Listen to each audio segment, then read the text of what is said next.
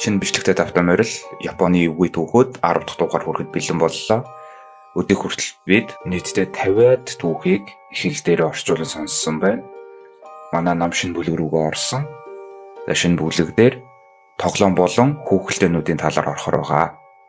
За ингээд 10 дугаартаа орцгоё. 0. Би том барилгын шөнийн менежер ажиллах боллоо. Энэ ажил маш энгийн бөгөөд заагдсан маршрутын дагуу шалгахад л болох байв. Би шинээр ажилд орсон тул туршлагатай хүнтэй хамт хонохоор боллоо. Бид хоёр хамт барилгыг тойрч 3 давхрын буудалд байх нойлд ирлээ. Хамтрагч маань нойлыг шалгахыг хүслээ. Шөнийн цагаар нойлд хүн байх боломжгүй ч би цуг орохоор боллоо.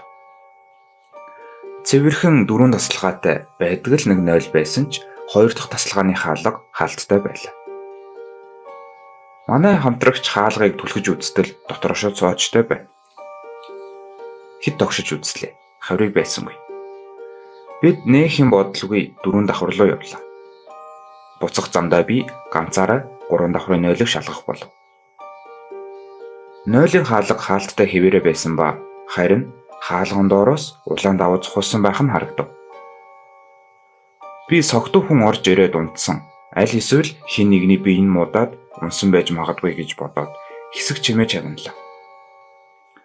Бүр ямар чимээ энер байсангүй. Хаалган дээгүүр харахаар болж төмөр хувинг доош харуулan тавиад дээр нь гараад харлаа. Офисын ажилтан гэмээр хижээл насны залуу зангаагаараа хоолоогоо бон амиа хорлсон байв. Хамгийн жигтэй цогцос дээгүүр ялаа нисч байсан ч үнэхээр юу ч өнөртөхгүй байв. Би шууд л цагдаа дуудах ёстой байсан ч яагаад ч юм бэ хамтрагчтай хэлэхээр явлаа. Харуулын өрөөнд очтол хинч байсангүй. Энд би болон манай хамтрагч хоёроос өөр хүн байх ёсгүй байв. Магадгүй манай хамтрагч 3 давхарт байгаа бах гэд буцаад явхад тэнд ямар ч нойл байсангүй. Яаж ч хайгаад өнөөх 3 давхрын нойл олдсонгүй. Манай хамтрагч бас уул мөргүй алга болсон байв. Энэ хүрээд миний ой санамж дуусч байв. Хэд хоногийн дараа би өнөөх хамтрагч бас цогцсны царайг санахгүй байлаа. Яаж ч санах гэж хичээсэн өнөөх барилга хаана байсан? Бас би үнэхээр хамгаалагчийн ажилд орсон эсэхэж сайн санахгүй байв. Бүр гэртээ яаж ирснээ ч бас ойлгосонгүй. Энэ бүхэн маш хачирхалтай, бас учир битүүлэгч яг л надад дижаву тохиолдсон мэт санагддаг юм.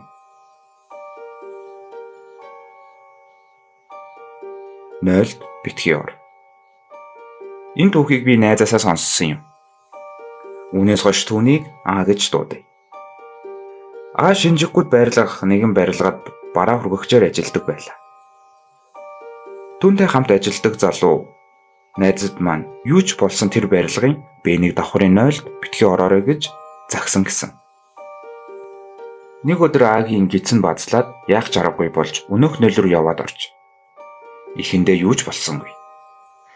Харин нойлоос гарах гэтэл хэн нэгэн түүний байсан нойлын хаалгыг хүчтэй түлхлээ. Хэн нэгэн магадгүй хаалга андуурч татсан байх гэж бодоод уучлаарай. Энд хүнтэй байна гэж хэлсний дараа хаалгыг бүрч хүчтэй түлхэж эхэллээ. Айсанда хаалгыг байдаг бүх хүчээрээ түлхэж байв. Хаалганы доод хэсэгт байх онгорхой хэсгээр тонгоон харахад өөдөөс нь уурлаанууд түүнийг харж байлаа. Цочирцсондоо нүдээ тас анаад хаалгыг байдаг хүчээрээ түлхсээр. Хэсэг хугацааны дараа хаалгыг түлхэхээ болоход хамаг хурдаараа нойлоос гаран цухтаажээ. Хэд хоногийн дараа юу болсноо нөгөө залууд хэлэхэд тэр уурлан чамайг бити тийш ор гэж хэлээ бидстэй. Одоо дахиж тийш битгий ор гэсэн гэд. Тэр нойл нь ойр хавьдаа алдартай сүнстэй газар байсан гэдэг. Хэн нэгэн хараад байна. Энэ түүх 10 жилийн өмнө намайг 10 жилийн сурагч байхад болсон юм. Үдийн цайны дараа цэвэрлэгээний цаг байдаг ба бүгд тус тусын хуваарьт газар руугаа явна.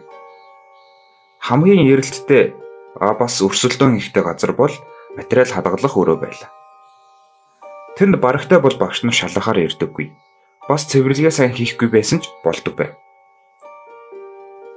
Тэр өрөөнд сайрцсан цонхтой ганц хаалганаас өөр орж ирэх гарц байхгүй. Тийм учраас хүн ирж байна уу үгүй юу гэдгийг мэдэх маш амархан байлаа. Эсвэл хүн ирж байгааг мэдээгүй байлаач тэр их овоолостой зүйлсийн ардуур ороод нуугдчихад болдог учраас би найзуудтайгаа тэнд нуугдаж хичээлээ тасалдаг байлаа. Гэтэл нэг өдөр бид тэр өрөөнд хачиргалтай зүйлтэй учирсан юм. Манай найзууд тэр өрөөнд тоглолтгороо тоглож байх зуур булан сууж байсан найз маань хүн ирж байна гэж шивнэж хэллээ. Бид ч цэвэрлэгээний хэрэглэлээ аван хэсэг цэвэрлэгээ хийж байгаа дүр үзүүлээ. Үнэхээр хөлийн чимээ ойртон ирж хаалганы урд ирээд зогслоо. Гэхдээ хинч орж ирсэнгүй. Хэсэг хүлээлээ. Үнэхээр хинч орж ирэхгүй байсан учраас бид магадгүй хэн нэгэн хаалганы урд өнгөрсөн байх гэж бодоод хаалганы цонх руу харлаа. Тэнд үнэхээр хэн нэгэн зогсож байв. Гэвч тэр маш өндөр байсан учраас зөвхөн цээжин хэсэг нь л харагдаж байв.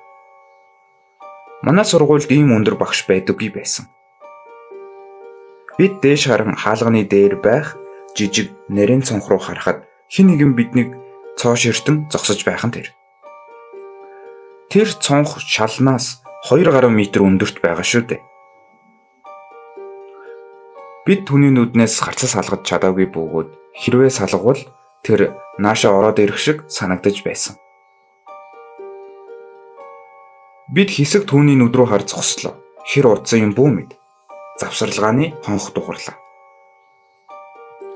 Хонх дугарахтаа зэрэгцэн өнөөх өндөр хүн агарт сарних шиг алга болж орхилоо. Хүүхдүүдийн шуугилдах дуунаар сая л бид тайвширч өрөөнөөс гарцгаалаа. Бид юу харсан хинч тайлбарлаж чадаагүй бөгөөд манай сургуульд тийм өндөр хүн байхгүйгээс гаднаас гадны хэн нэгэн орж ирэх боломжгүй. Тэнд юу болсон чөтгөрөл мэдэх байх.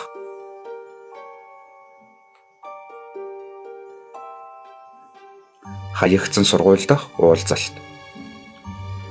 Энэ явдал өмхөлцгийг минь хаглах шахсан да. Яг юу болсон бэ гэхлээр обооны үеэр байсан юм. Манай 10 жилийн ангийнхан уулзалт хар болж бид ч энэ боломжийг ашиглан хаягдсан сургуулийн нэг ангийг түрээслэн хонох боллоо.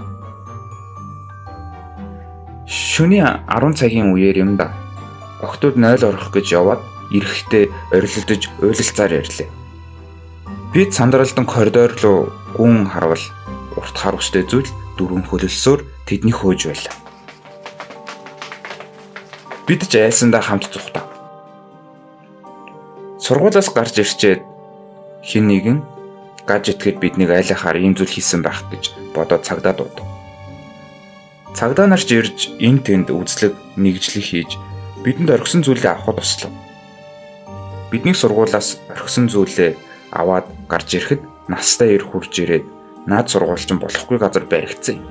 Би мөн ч хэлсэндээ гэд эргээд явлаа.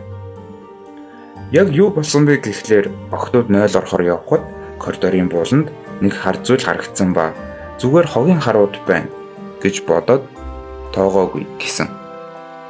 Тэгсэн ойртох тусам тэр нь хогийн ут биш өвдгөө тэрвэрэн доошоо харан суух хэн нэгэн байсан. Бүр ивэртэй гэж надад харамсалтай байгаа ч хэсэг хугацаанд би төрлөх гэртээ очоогүй. Ахиж тэр сонин зүйлийг хармааргүй байна.